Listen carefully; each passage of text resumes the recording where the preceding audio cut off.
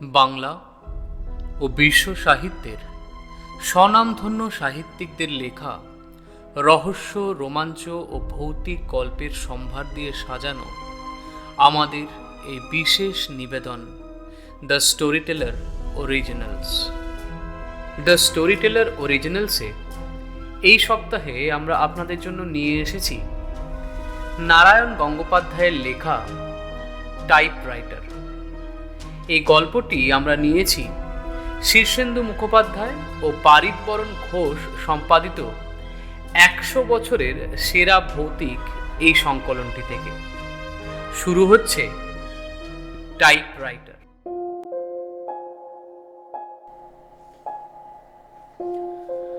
সন্ধেবেলায় দাসের অফিসে ঢুকে দেখলাম ও তখনও বসে বসে কতগুলো কাগজপত্র পড়ছে। আমার পায়ের শব্দে চমকে উঠে বলল, তুমি? বললাম, তোমার অফিসে আলো জ্বলতে দেখে ঢুকেছি, এখনো বসে আছো যে বড়? নানা কাজ হে, তুমি বুঝবে না। সত্যি আমি বুঝতে পারি না। দাস ব্যবসা করে, কিন্তু কি জাতের ব্যবসা সে সম্বন্ধে আজও কোনো স্পষ্ট ধারণা করতে পারিনি আমি। সাপ্লাইয়ের কাজ করে, মর্টগেজ রেখে টাকা ধার দেয়, আরও কি 10 রকম করে বেড়ায়, তা শুধু দাস নিজেই জানে। ভগবানও জানেন কিনা সন্দেহ। আমিও জানতে চাইনি, কারণ দাসকে জানি সেই কলেজ জীবন থেকেই। ইউনিয়নের টাকা সরিয়েই হাত পাকিয়েছিল দাস। তারপর বার্মা ইভাকুইদের নিয়ে যখন নানা কেলেঙ্কারি হয়, তখন দাস ছিল একজন কন্ট্রাক্টর। সেই থেকে ধাপে ধাপে কত দূরে সে এগিয়েছে, সে সম্বন্ধে কোনো রকম অনুমান করতেও সাহস হয়নি আমার। জিজ্ঞাসা করতে পারেন, এসব সত্ত্বেও দুর্জন সংসর্গ করি কেন?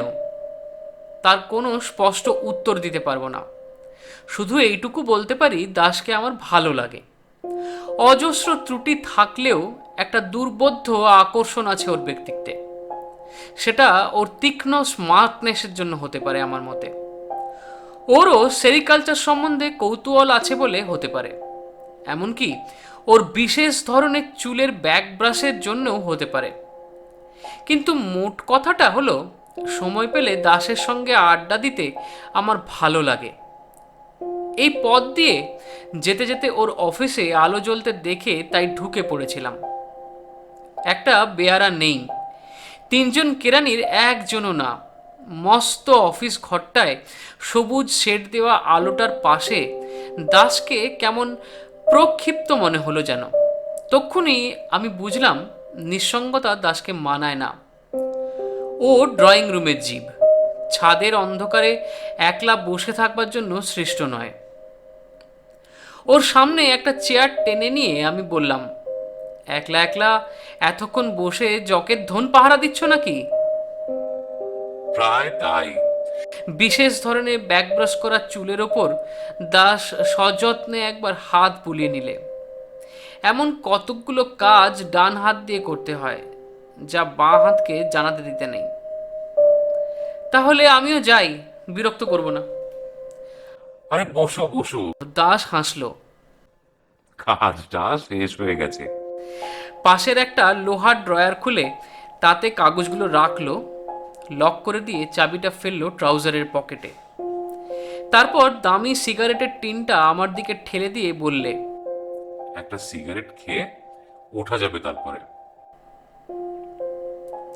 কিন্তু সিগারেটটা ধরাতে গিয়ে জ্বলন্ত দেশলাইয়ের কাঠিটার দিকে আড়াআড়ি তাকাতেই আমার নজর পড়ল কোণের টাইপরাইটারটার দিকে। ঢাকনা খোলা, ঝকঝক করছে কিবোর্ড। রোলারটাকে অদ্ভুত মসৃণ মনে হচ্ছে। আর সঙ্গে সঙ্গেই প্রতিক্রিয়াটা বেরিয়ে এলো প্রশ্নের আকারে, তোমার সেক্রেটারির খবর কি? দাসের ঠোঁটের কোণে সিগারেটটা যেন চমকে দুলে উঠল। কোন সেক্রেটারি? আবার কোন সেক্রেটারি? মিস সুলতা পাল? ও, ছাই জমে ওঠার আগেই অ্যাস্ট্রেতে সিগারেটটা ঝাড়ল দাস। কয়েকটা নরম ফুলকি উড়ে গেল পাখার হাওয়ায়। No trace. কোনো পাত্তা পাওনি? না, আশ্চর্য, এমন করে কোথায় গেল মেয়েটা? অবজ্ঞাকুঞ্চিত মুখে আবার গোটা কয়েক ফুলকি ঝাড়ল দাস। ওসব মেয়ের কথা ছেড়ে দাও। চেহারাটা ভালোই ছিল, দেখেছিলে তো? নিশ্চয়ই পালিয়েছে কারো সাথে।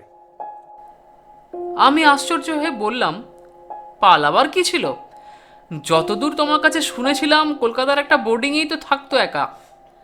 আত্মীয় স্বজন কেউ থাকলেও তাদের সঙ্গে কোনো সম্পর্ক ছিল না। ওর যদি কাউকে ভালো লেগে থাকে তবে তাকে নিয়ে চোরের মতো পালানোর দরকার ছিল না নিশ্চয়ই। দাস উদাস ভঙ্গিতে বললে, কে জানে, হয়তো কোনো রাইভেল ছিল। কলকাতায় থাকলে খুনটুন একটা কিছু হয়ে যেতে পারতো। এই ধরনের মেয়েকে নিয়ে কত নিউসেন্স হয় জানোই তো। তা হয়তো হয়, তবে দাসের সেক্রেটারি সুলতা পাল সম্পর্কে এরকম কথা ভাবতে আমার কষ্ট হচ্ছিল। মিষ্টি চেহারার শান্ত ধরনের ওই মেয়েটিকে কতদিন আমি নিবিষ্ট মনে ওখানে বসে টাইপ করতে দেখেছি। সামান্য একটু নিরীহ ঠাট্টাতেও যে মেয়েটির গাল রাঙা হয়ে উঠত, নিচু হয়ে যেত চোখের পাতা, তার মধ্যে ঠিক এসব জিনিস আমি আশা করিনি। আমি সাহিত্যিক নই, তবু সাহিত্যিকের ভাষায় আমার মনে হলো, যেসব মেয়ে প্রথম প্রেমের জন্য চিরকুমারী থেকে যায়, সুলতা সেই দলের। কিন্তু সুলতা যে প্রায় 15 দিন নিরুদ্দেশ, এটা ঠিক কথা। কোনো অ্যাক্সিডেন্ট হয়নি, কোনো বিপদে পড়বার মতো কাঁচা মেয়েও সে নয়। অতএব সে পালিয়েছে, এটা ধরে নেওয়া যেতে পারে। দাস বললে, সেক্রেটারির ভাবনা নেই। আজও 3জন ইন্টারভিউ দিয়ে গেছে। তবে মেয়েটা বড় ভালো কাজ করত। তা করত। দাস চুপ করে রইল। একটু আগে যে সিগারেটটায় বারবার টোকা দিচ্ছিল, অনেকটা ছাই জমতেও এবার সে সেটাকে ঝাড়ল না। আমিও চুপ করে বসে বসে ছাইটা কখন ভেঙে পড়ে সেটা দেখার জন্য অপেক্ষা করতে লাগলাম। আর ভাবতে লাগলাম, সুলতা এতখানি সাহস পেল কি করে। সুতরাং একটু পরেই দাস যখন বলতে যাচ্ছিল, এইবার ওঠা যাক। অন্তত ওর মুখ থেকে এই কথাটাই বেরিয়ে আসবে বলে আমার মনে হচ্ছিল, ঠিক তক্ষুনি ঝমঝম করে বৃষ্টি নেমে বসলো বাইরে। খোলা দরজা দিয়ে ভেজা ধুলোর একটা তপ্ত রুদ্ধশ্বাস চলে এলো ঘরে। দাসের সিগারেট থেকে ছাইটাকে কেড়ে নিয়ে চলে গেল। দাস বললে, বৃষ্টি নামলো যে, গাড়িটাও তো আনিনি আজ। বললাম, না থামলে বেরোনো যাবে না।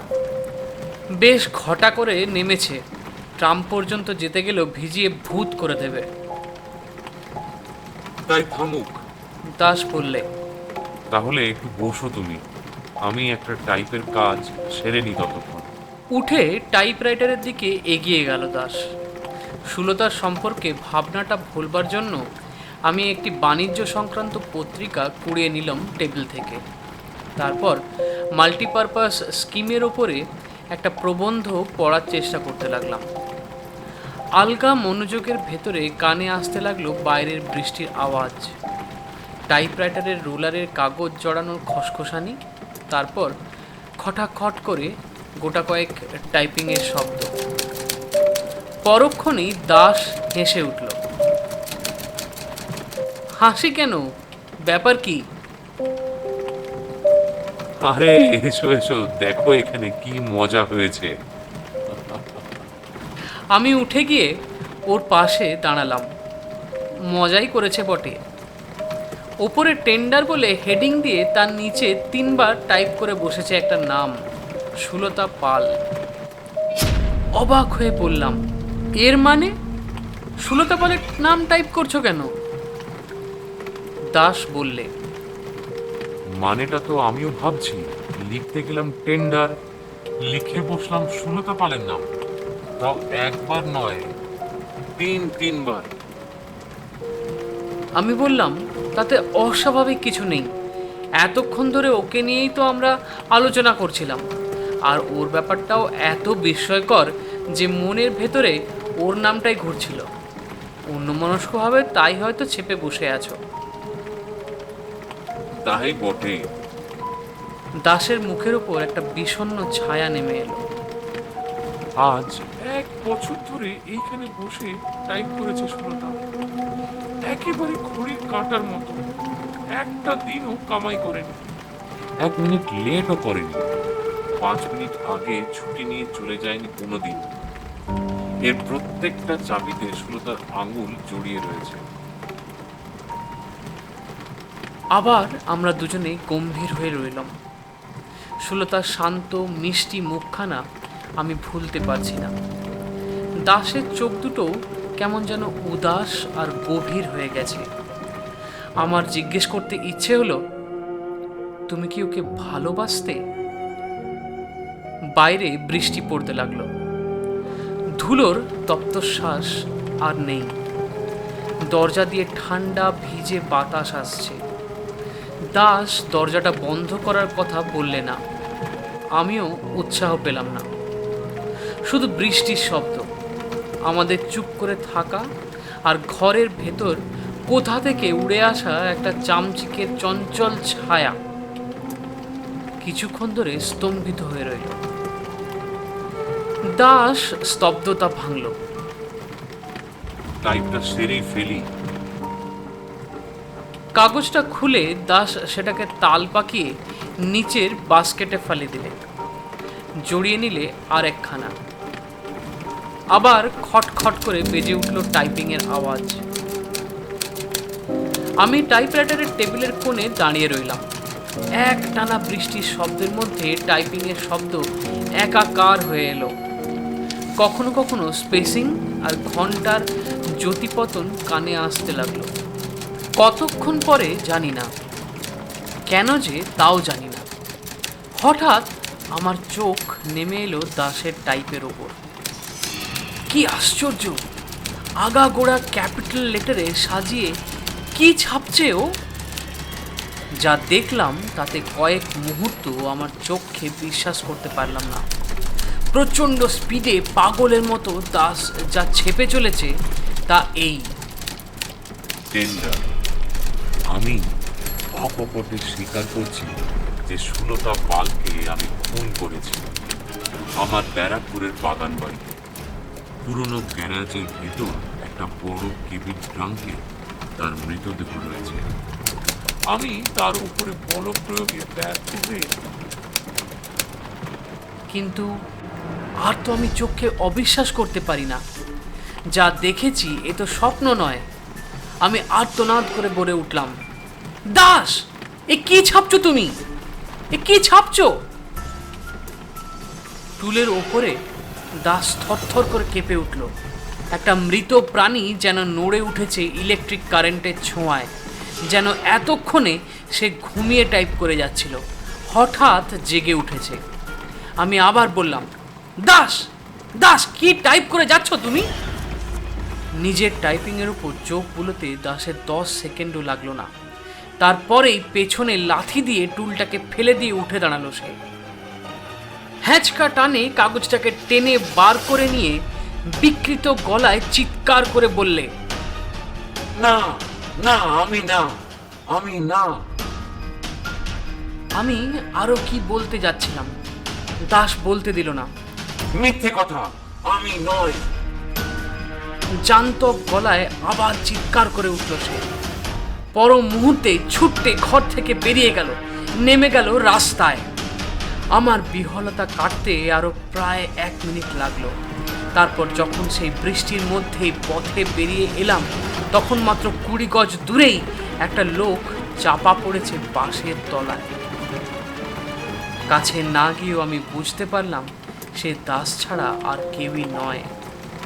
আর বৃষ্টিতে ভিজতে ভিজতে ও আতঙ্কে স্তব্ধ হয়ে আমি ভাবতে লাগলাম, তাকে নিজের হাতেই তার শাস্তি দিয়েছে সুলতা। এরপরে একটি মাত্র কাজ আছে আমার, কোনো পাবলিক টেলিফোনে গিয়ে পুলিশকে জানাতে হবে ব্যারাকপুরের গ্যারেজের সেই কেবিন ট্রাঙ্কটার কথা।